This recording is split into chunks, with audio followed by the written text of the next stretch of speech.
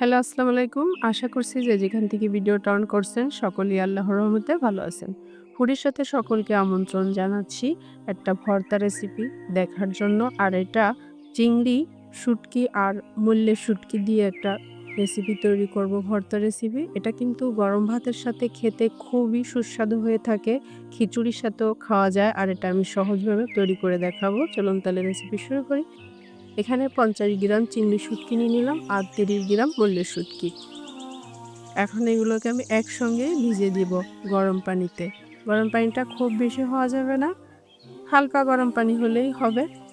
তবে আপনি ৩০ থেকে ৪০ মিনিট ভিজিয়ে রাখতে হবে, তাহলে শুটকিটা নরম হবে। ধুয়ে তারপরে পরিষ্কার করে তারপরে আমরা ইউজ করব। ৫-৬ বার ধুয়ে নিয়েছি। আর এখন একটা প্যানে 1/2 কাপ সরিষার তেল দিয়ে দিলাম। তেলটা একটু গরম হওয়ার পরে দিয়ে দিচ্ছি ১ কাপ পেঁয়াজ কুচি আর 1/2 কাপ রসুন। এখানে ৩টা রসুনকে আমি ছিলে নিয়েছি। এখানে আছে ১০-১২টা কাঁচামরিচ কুচি করে দিলাম আর ১ চা চামচ লবণ। লবণটা স্বাদ মতো দেওয়া যেতে পারে। একটু নেড়ে চেড়ে নরম করে নিচ্ছি। নরম হওয়ার পরে দিয়ে দিচ্ছি চিংড়ি শুটকিগুলো আর মূল্যের শুটকি। এটা কিন্তু আমি ভালো করে ধুয়ে নিয়েছি।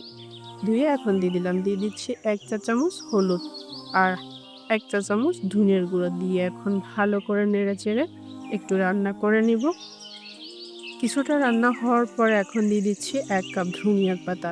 ফ্রেশ ধনিয়ার পাতা দিয়ে ভর্তাটা বানালে কিন্তু খুবই ভালো হয়। একটু টস করে নিলাম। টস করে নেওয়ার পরে হালকা হাতে একটু নেড়েচেড়ে নিচ্ছি। এটা কিন্তু এখন রান্না হয়ে গেছে। এখন আমরা ভর্তাটাকে তৈরি করে নেব। এটা পাটায় পেষে নেওয়া যাবে এবং ব্লেন্ডারেও দেওয়া যাবে। তবে ব্লেন্ডারে দিলে পানি দেওয়া লাগতে পারে, তাহলে কিন্তু ভালো লাগবে না। পাটায় পেষে নিলে খুবই ভালো হবে। আমি পাটায় পেষে নিচ্ছি। গরম গরম অবস্থায় পেষে নিলে খুবই ভালো হয়। ঠান্ডা করেও করা যাবে। যাই হোক, আমি ভালো করে পেষে নিচ্ছি। আমি কিন্তু এখানে ২ বার করে বেটে নিচ্ছি। একবার বাটা দিলে খুব একটা ভালো হবে না। ২ বার বেটে নিয়েছি। ২ থেকে ৩ বার বেটে নিলেই হবে। বেটে নিয়েও তুলে নিচ্ছি। তৈরি হয়ে গেল আমার ভর্তা রেসিপি। আর এখানে আমি একটা রসুনের কোয়া আর একটা চিংড়ি শুটকি কাঁচামরিচ দিয়ে সাজিয়ে নিলাম। রেসিপি ভালো লাগলে একটু লাইক দিয়ে দিবেন আর একটু শেয়ার করে দিবেন। আল্লাহ হাফেজ।